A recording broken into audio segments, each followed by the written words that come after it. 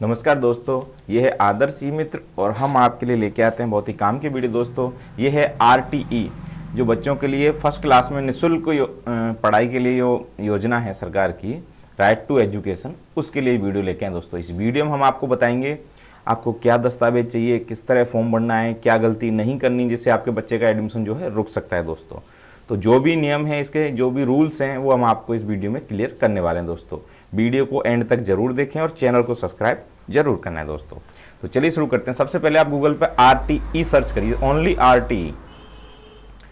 तो देखिए आपको कुछ इस तरह का वेबसाइट आएगी, राइट टू एजुकेशन राजस्थान। इस पर आपको क्लिक करना है, ये पूरा खुल जाता है। यहाँ पे देखिए दिशा निर्देश आ चुके हैं दोस्तों 2022-23 के। इससे पहले बहुत सारी वीडियो लोग बनाए हैं, पर अब तक कोई गाइडलाइन नहीं थी। अभी सरकारी वेबसाइट पर गाइडलाइन आ चुकी है। दोस्तों इसको जैसे आप डाउनलोड करोगे तो कुछ इस तरह का पीडीएफ खुलेगा। दोस्तों इस पीडीएफ में मैं आपको समझाऊंगा, बिल्कुल आराम से आपको समझना है, ठीक है। तो चलिए शुरू करते हैं। ये आपका सत्र 22-23 के लिए, कहने का मतलब जो अभी एडमिशन होने हैं अगले महीने में, उसके लिए जो दोस्तों ये वीडियो है, ये जो दिशा निर्देश आए हैं। देखिए इससे पहले भी हमने पिछली बार भी वीडियो बनाई थी। निःशुल्क प्रवेश प्रक्रिया का जो टाइम फ्रेम है, सबसे पहले वही बता देते हैं आपको। दोस्तों सबसे पहले मैं आपको उसके बारे में बता देता हूँ कि कब आपका लास्ट डेट क्या है, क्योंकि बाद में सबसे पहले वही पूछने वाले हैं।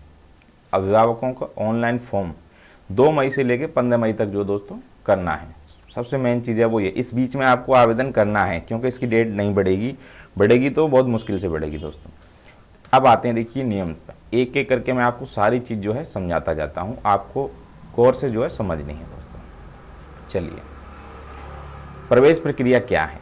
प्रवेश एंट्री लेवल कक्षा में प्रवेश प्रक्रिया, सबसे मेन चीज़ तो वो है सर कि प्रवेश प्रक्रिया है जो वो फर्स्ट क्लास के लिए ओनली। इससे पहले PP5 के लिए भी होती थी, लेकिन अभी सिर्फ क्या है, फर्स्ट क्लास के लिए। जो PP5 कहने का मतलब नर्सरी, KG, UKG, LKG, किसी भी क्लास में पढ़ रहा है उससे कोई समस्या नहीं, लेकिन वो जो है क्लास फर्स्ट के लिए ही इसमें फॉर्म भर पाएंगे। इसके लिए उम्र 5 से 7 साल होनी चाहिए। 5 से 7 साल उम्र होना बहुत ज़रूरी है। तो चलिए शुरू करते हैं, बताते हैं आपको। इसमें 2 वर्गों को लिया जाता है, एक होता है दुर्बल वर्ग, एक होता है असुविधाग्रस्त वर्ग। दुर्लभ वर्ग उनको माना जाता है चाहे वो कोई सी भी कैटेगरी का हो, चाहे वो जनरल का हो, चाहे OBC का हो, चाहे SC/ST का हो, जिसके परिवार की आय 2.5 लाख से कम है, उसको माना जाता है दुर्बल वर्ग। असुविधाग्रस्त समूह जो माना जाता है वो SC/ST OBC को माना जाता है, प्लस OBC में उन्हीं को माना जाता है जिनकी आय 2.5 लाख से कम है परिवार की आय। तो इसके लिए आगे देखिए स्पष्ट बताया जाएगा। इसमें बताया गया है कि एंट्री कक्षा में संबंधित निदेशक माध्यमिक शिक्षा बीकानेर के आदेश क्रमांक इसके तहत जो है बिंदु संख्या 10 के तहत कार्रवाई करनी होगी, जिसके अनुसार राज्य सरकार के प्रत्येक गैर सरकारी विद्यालय में कक्षा 1 में RT प्रवेश लेना अनिवार्य होगा। ठीक है, कहने का मतलब ये है कि आपके आसपास का चाहे कितना भी महंगा स्कूल हो, चाहे कितना भी अच्छा स्कूल हो, सभी स्कूलों में ये प्रक्रिया लागू है।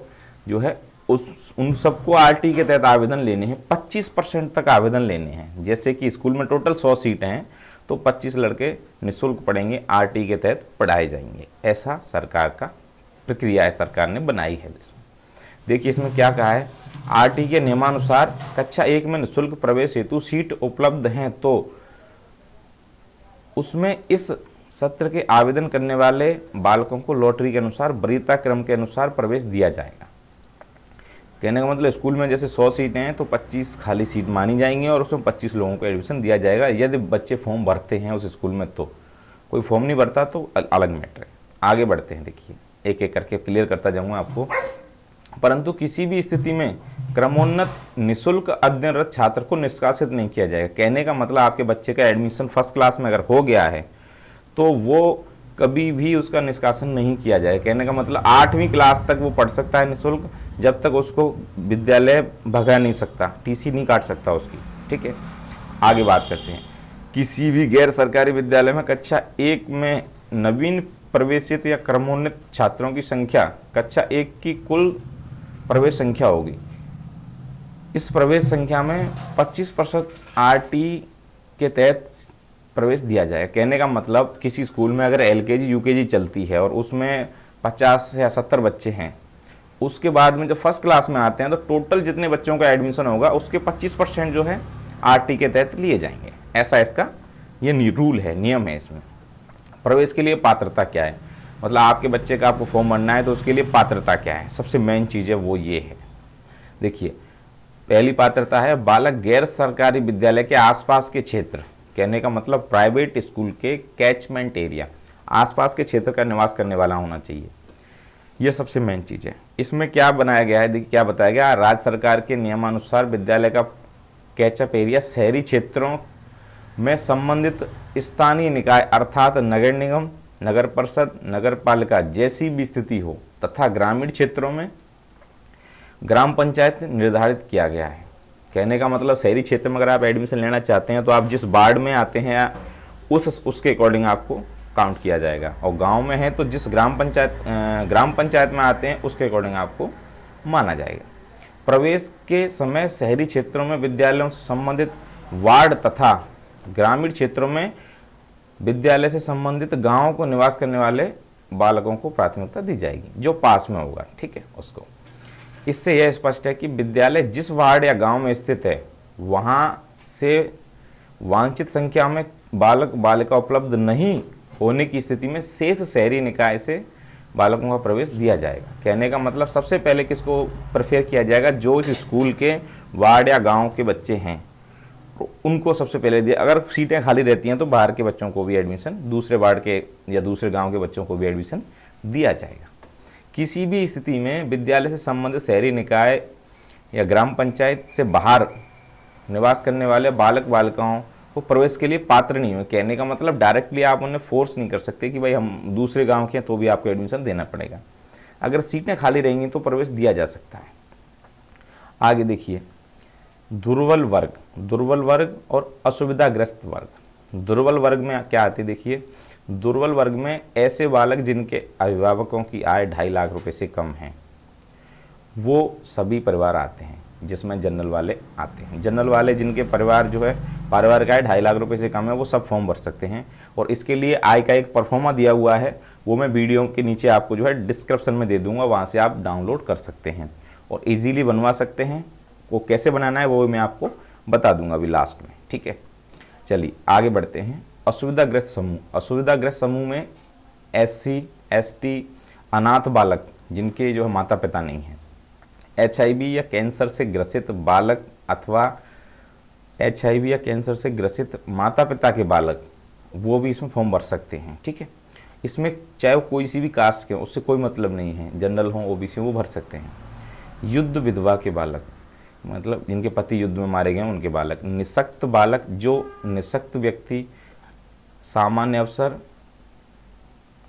निःशक्त का मतलब होता है विकलांग कोई है उसके बच्चे या फिर विकलांग बालक, दोनों को इसमें रखा गया है। इसके बाद आता है पिछड़ा वर्ग या विशेष पिछड़ा वर्ग, OBC और MBC SBC, ऐसे बालक जिनके अभिभावकों की आय 2.5 लाख से कम है। कहने का मतलब OBC वाले उन्हीं को लिया जाएगा जिनकी जो 2.5 लाख से आय कम है, उनको आय प्रमाण पत्र देना होगा, ठीक है।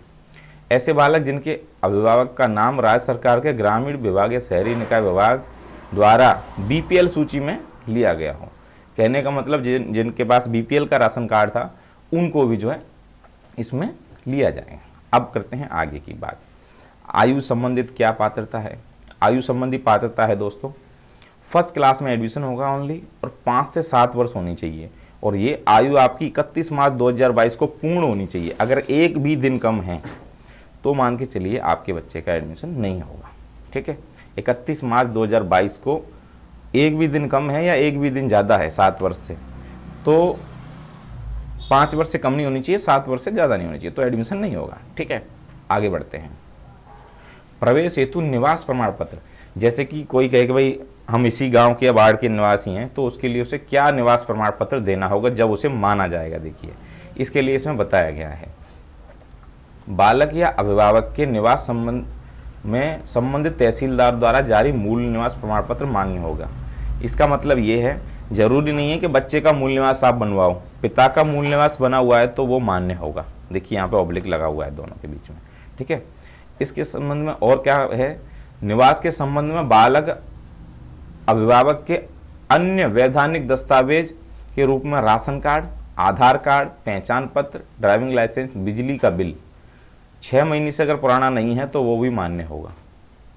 पानी का बिल जो है 6 महीने से पुराना नहीं होना चाहिए, मान्य होगा। कहने का मतलब ये है, अगर आप न्यूली शिफ्ट हुए हैं, कहीं पर नई जगह पे है, आपके पास और कोई दस्तावेज नहीं है, सिर्फ आपके पास पानी का बिल है या बिजली का बिल है, तो भी आपको निवास प्रमाण पत्र के रूप में मान लिया जाएगा।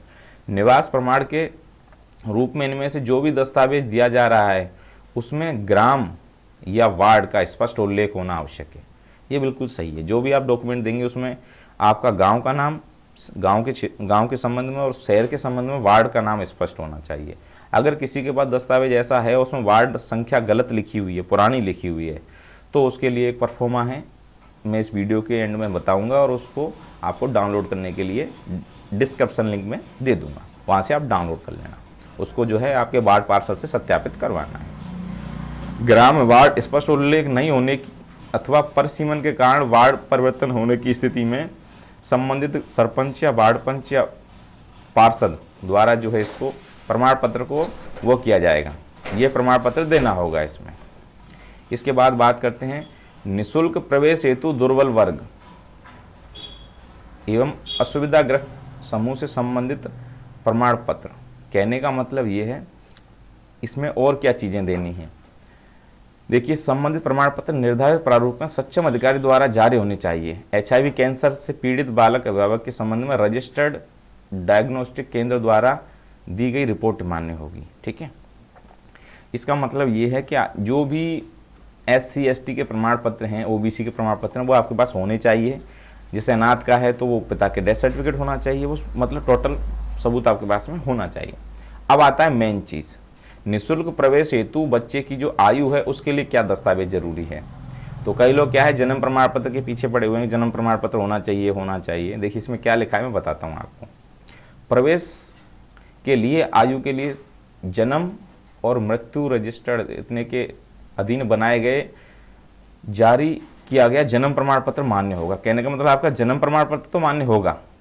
यह प्रमाण पत्र उपलब्ध नहीं होने की स्थिति में, कहने का मतलब जिनके पास में जन्म प्रमाण पत्र बच्चे का नहीं है, उस स्थिति में क्या चीज़ लगेगी। देखिए, अस्पताल का डिस्चार्ज लग जाएगा, जो ANM नर्स होती है उसका लग जाएगा, और आपकी जो आंगनवाड़ी होती है उसका अभिलेख भी लग जाएगा। ठीक है, आंगनवाड़ी से जो कागज़ मिलता है वो भी लग जाएगा। अगर ये चीज़ें भी नहीं है तो ओनली आधार कार्ड अगर बच्चे का है तो आपको जन्म प्रमाण पत्र अभी बनवाने की आवश्यकता नहीं है, वो आप बाद में भी दे सकते हैं। ठीक है, इसमें लिखा हुआ है उक्त में से कोई भी एक दस्तावेज निःशुल्क प्रवेश हेतु आयु के सबूत के लिए मान्य होगा तथा दस्तावेज अंकित बालक की जन्म तिथि को ही अंतिम माना जाएगा, परंतु प्रवेश के उपरांत भौतिक सत्यापन से पूर्व जन्म प्रमाण पत्र बनवाकर विद्यालय में जमा कराना आवश्यक होगा। ठीक है, ठीक है। अब आगे बढ़ते हैं। टाइम फिर मैं आपको बता चुका हूँ कब फॉर्म भरे जाएंगे, कब लॉटरी खुलेगी, ये सारी चीज़ें इसमें हैं। ठीक है, रिपोर्टिंग कब करनी है आपको, ऑनलाइन रिपोर्टिंग होगी, इसमें ऑनलाइन ही दस्तावेज चढ़ेंगे। ठीक है, आगे बढ़ते हैं। विज्ञापन ये आगे अपना काम नहीं है, अभिभावक का काम यही था। ये हैं जो अभिभावक को काम करने, बच्चे के माता पिता को क्या काम करना है वो यहाँ पे बताया गया है। कोई भी अभिभावक अपने कैचमेंट एरिया के गैर सरकारी विद्यालयों में प्रवेश हेतु आवेदन कर सकता है। कहने का मतलब आपको ऑनलाइन आवेदन करना है, चाहे तो आप खुद कर लीजिए, चाहे आप जो है किसी भी मित्र पर जाके करवा लीजिए। वेबसाइट ये है, इस वेबसाइट पर आवेदन करना है। एक एप्लीकेशन भी है प्ले स्टोर पे, आप प्ले स्टोर से राजस्थान प्राइवेट स्कूल ऐप करके डाउनलोड कर सकते हैं, उससे भी आप फॉर्म घर बैठे भर सकते हैं दोस्तों। ऐसा इसमें बताया गया है, तो इसमें कोई समस्या वाली बात नहीं है, आप आराम से फॉर्म भर सकते हैं। अगर आपको फॉर्म भरने में कोई समस्या आए तो हमें कमेंट में लिखिएगा कि सर हमें ये समस्या आ रही है, तो हम आपका जो समाधान करेंगे दोस्तों। और इसके अलावा जो है छात्र उनको क्या करना है, सर्वप्रथम अभिभावक को प्राइवेट स्कूल पोर्टल पर जाना है। अच्छा, जो बच्चे पहले RT में आवेदन जो पढ़ रहे हैं वो दोबारा आवेदन नहीं कर सकेंगे, ऐसा इसमें बताया गया है। ठीक है, और कोई भी चीज़ आपको इस वीडियो में रह गई हो, छूट गई है, जो आपके समझ में नहीं आ रही है, तो आप जो है हमारी वीडियो के नीचे कमेंट में कमेंट करिए, हम आपको उसका जवाब ज़रूर दे देंगे दोस्तों। इसके अलावा देखिए, इसमें कोई खास चीज़ नहीं, सिर्फ आपको फॉर्म सबमिट कराना है, उसके बाद लॉटरी का इंतजार करना है। लॉटरी में आपका वरीयता क्रम आ जाएगा। लेकिन ये चीज़ ध्यान रखिए, जिस स्कूल में आप चाह रहे हैं बच्चे का एडमिशन हो, वो स्कूल सबसे पहले तो आपके ग्राम या वार्ड संख्या में आता हो। दूसरी बात, उसको सबसे नंबर 1 पे बनना है। ठीक है, ये चीज़ आपको बहुत ध्यान। और 5 विद्यालयों का जो है आवेदन में आपको चुनाव करेंगे। 5 विद्यालय आपको चूज करने हैं आसपास के, ऐसा नहीं कि 10 विद्यालय चूज करके रख लो, नहीं, 5 ओनली। और 5 में से जो आपको एक विद्यालय वरीयताक्रम दिया जाएगा, वरीयताक्रम के आधार पर जो है आपका आगे एडमिशन प्रक्रिया चलेगी दोस्तों, ऐसा इसमें बताया गया है। इसके अलावा अगर आपके मन में कोई भी सवाल है तो वो आप हमें भेज सकते हैं कमेंट के माध्यम से दोस्तों। आप हमें कॉल कर सकते हैं 8005860863 पर। तो मैं आपसे जो भी आपका समस्या है उसका समाधान फ़ोन पर कर सकता हूं दोस्तों। तो इसके साथ साथ ही देखिए मैं आपको वो बताने वाला था आय प्रमाण पत्र के बारे में और एक उसके बारे में, वो मैं आपको बता देता हूँ। ये परफॉर्मा दिया हुआ है, वीडियो के डिस्क्रिप्शन में लिंक मिल जाएगी, आपको वहाँ से डाउनलोड कर लेना आराम से।